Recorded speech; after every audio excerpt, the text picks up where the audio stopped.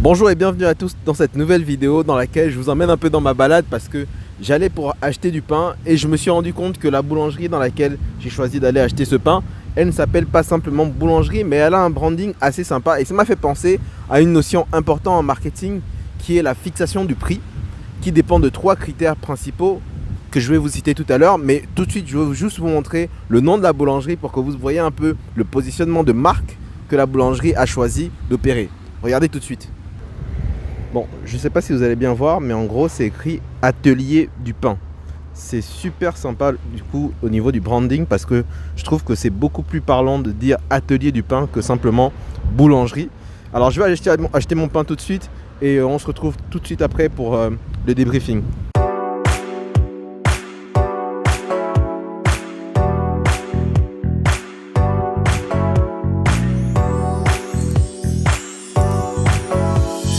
Alors je viens de sortir de la boulangerie et j'ai pris mon petit pain là. Je m'attendais vraiment à ce que le prix soit beaucoup plus élevé et honnêtement je trouve que c'est assez sympa de la part de cette enseigne de pouvoir justement proposer une expérience au-delà de la simple possibilité de vendre du pain et des viennoiseries, de pouvoir avoir justement toute une boutique, je dirais, en mode petit café, restauration. C'est pas toutes les boulangeries qui le font et honnêtement je m'attendais à pouvoir payer plus et c'est là où on va vraiment rentrer dans la partie psychologique du prix et je vais vous parler d'ailleurs des 3 façons de pouvoir positionner un prix en marketing et en commerce. On se dit ça tout de suite. C'est bon, on est au calme. Maintenant je peux discuter de ce que je vous racontais tout à l'heure. En gros, ce que je vous disais, c'était la fixation d'un prix dépend de 3 critères principaux. Le premier critère, c'est le coût de revient, donc le coût de fabrication ou le coût que va vous coûter l'achat des différents matériaux. Vous rajoutez à cela une marge éventuellement pour pouvoir gagner, sinon ça revient à vendre à perte. La deuxième chose, c'est le prix de la concurrence, évidemment. Il faut vous baser sur ce que les concurrents de votre marché font déjà pour pouvoir fixer un prix qui est convenable. Et la troisième chose, c'est le prix psychologique et c'est celui que j'aimerais donc aborder ici par rapport à l'illustration que je vous ai faite. Pourquoi est-ce que le fait de s'appeler atelier du pain plutôt que boulangerie a un impact psychologique sur le positionnement? Tout simplement parce que dans un atelier de pain, on ne fait pas juste que du pain, c'est un atelier, donc concrètement, c'est quelque chose qui donne une connotation beaucoup plus avancée en termes de maîtrise d'œuvre, donc ou de maîtrise d'ouvrage, tout simplement de la fabrication. Et ça montre en fait quelque chose qui est concrètement du côté branding, c'est la maîtrise et une certaine authenticité et une certaine crédibilité dans la manière dont ils fabriquent le pain. Après, évidemment, tout reste à savoir si la qualité du pain final, donc ça je n'ai pas encore su parce que c'est la première fois que que j'achète dans cette boulangerie. C'est la première fois que j'achète là parce que je suis actuellement sur Toulouse, donc j'ai changé de ville pour un petit moment. Et je découvre en fait les spécialités locales. Bon, spécialité, on parle de pain quand même, faut rester raisonnable. Mais quelque part, ça montre justement une certaine crédibilité dans la manière dont les gens se positionnent ici par rapport à la fabrication du pain. Et vraiment, ça va faire la différence si vous êtes donc boulanger par rapport à un autre boulanger dans la rue d'à côté, parce que bien évidemment, la boulangerie, les viennoiseries sont des milieux très concurrentiels. Si vous faites 100 bornes plus loin, évidemment, vous allez tomber sur une autre boulangerie, et là, ce sera une boulangerie probablement classique. Et si elle n'a pas le même branding, si elle n'a pas le même positionnement, évidemment, avant même d'avoir acheté le produit, avant même d'avoir goûté, vous allez avoir des appréhensions par rapport à la manière dont il se positionne en termes de branding.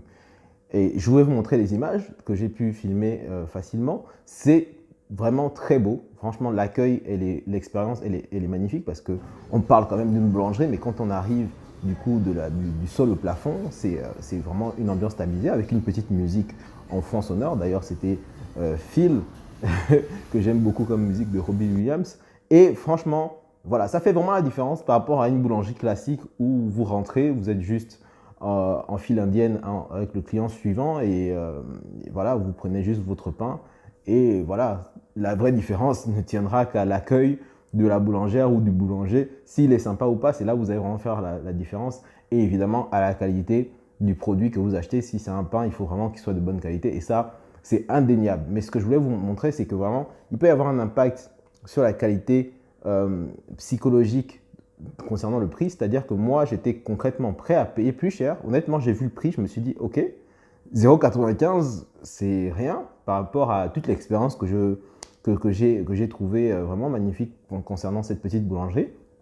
Et je me suis dit, franchement, j'étais même prêt à aller à payer jusqu'à 1 euro, voire 1,10 €, 20. Ça n'allait pas me choquer plus que ça parce que je vois vraiment bien l'investissement que je mets par rapport au petit 1 euro que je mets. Je vois l'investissement qu'ils ont en retour par rapport à l'expérience client qu'ils me donnent. Et c'est vraiment le conseil que je voulais vous donner à travers cette vidéo. C'est vraiment que lorsque vous fixez des prix, ne pensez pas juste au prix que vous voulez vous mettre dans la poche, donc aux bénéfices que vous aimeriez avoir en retour. Pensez surtout à tout ce que vous faites en termes d'expérience client, tout ce que vous proposez à votre client pour pouvoir lui faire en retour, lui faire ressentir ce bénéfice en fait que vous souhaitez avoir en termes d'expérience client, en termes de fidélisation. C'est super important parce qu'en fait, les clients, peu importe justement dans quel secteur vous êtes, ça va vraiment se ressentir si vous êtes un spécialiste, donc dans votre domaine, évidemment par la qualité de ce que vous vendez, mais aussi par l'expérience que vous proposez au niveau de la vente même, du lieu de vente de votre produit. Et vraiment, c'est quelque chose qui est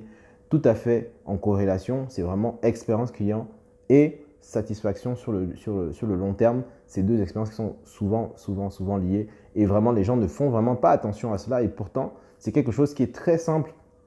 On dit aujourd'hui que c'est beaucoup plus simple de satisfaire un client et de le fidéliser sur le long terme plutôt que d'acquérir un nouveau client. Et c'est réel parce que c'est beaucoup plus cher de dépenser des sommes astronomiques et faramineuses en dépenses publicitaires pour acquérir de nouveaux clients plutôt que justement d'avoir des petits éléments de fidélisation comme ça, comme des cartes de fidélité qui vous permettent en fait de juste compter le nombre de fois que votre client est arrivé. Ce sont des petites choses qui font que justement le client va se sentir engagé beaucoup plus envers vous.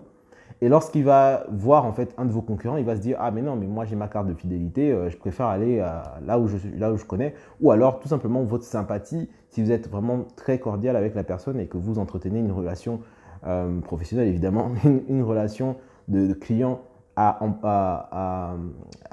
propriétaire très très cordiale, en fait la personne va juste adorer votre personnalité, elle va juste vouloir acheter uniquement chez vous, elle va juste vouloir maintenir ce lien sur le long terme. Nous sommes des humains et nous aimons justement entretenir des liens avec les personnes, surtout lorsqu'on parle de commerce. Vraiment aujourd'hui le commerce de manière générale, c'est vraiment quelque chose qui met une distance de manière générale, c'est quelque chose qui met une distance entre les clients et du coup les boutiques. Donc en fait, le travail des entreprises aujourd'hui, c'est vraiment beaucoup plus de travailler donc sur cette proximité. Et c'est pour ça qu'aujourd'hui, beaucoup d'entreprises sont sur les réseaux sociaux, misent beaucoup sur le community management parce qu'ils savent qu'en fait, plus ils améliorent la proximité avec leur communauté et plus en fait ça se fait ressentir au niveau des ventes. Et c'est vraiment quelque chose qui est lié concrètement et que je vous propose en fait aujourd'hui de comprendre au vu de cette vidéo pour pouvoir avoir donc cette astuce de vraiment toujours mettre en avant l'expérience client. Moi, vraiment, avec cette petite boutique, ce petit atelier du pain avec mon pain à 0,95, je vous garantis que je ne vais même pas chercher un autre endroit dans Toulouse pour chercher une autre boulangerie. Je vais rester chez eux. Et en plus, vraiment, l'accueil est vraiment sympa. Et en tout cas, le personnel, en tout cas, est vraiment sympa. Et moi, j'apprécie vraiment les petits gestes, ces petits détails qui comptent. Et pour beaucoup, c'est exactement la même façon dont on fonctionne. Et vraiment, ça part de détails. Je parle vraiment de boulangerie parce que c'est un exemple concret que tout le monde peut vivre et que vous avez peut-être déjà vécu, de rentrer dans une boulangerie où la personne, enfin le propriétaire n'est pas très cordial, le pain il n'est pas très bon. Au final, vous vous dites ok, bon, j'ai pas trop le choix, de toute façon, c'est la seule boulangerie du coin.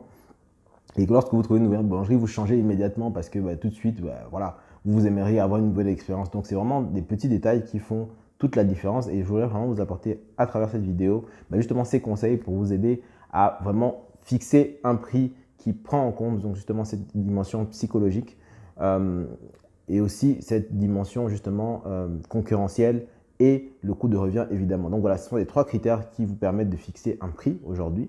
Mais vraiment, je voulais apporter vraiment cette compréhension supplémentaire sur la partie psychologique parce que c'est l'aspect le plus marketing. Quand on parle de psychologie humaine, on parle vraiment de marketing surtout, de comprendre comment est-ce que le client fonctionne, comment est-ce qu'il réfléchit et comment est-ce qu'il vit l'expérience avec votre produit ou service. Donc voilà, c'était tout pour cette vidéo. J'espère qu'elle vous a plu. N'hésitez pas à me dire en commentaire si ce format où je vous embarque un peu dans mes balades et que je vous fais découvrir des concepts marketing vous plaît. Si c'est le cas, je ferai davantage de vidéos dans ce genre. N'hésitez pas à laisser un commentaire, à vous abonner si ce n'est pas encore fait. Et je vous dis à la prochaine pour une autre vidéo. Ciao!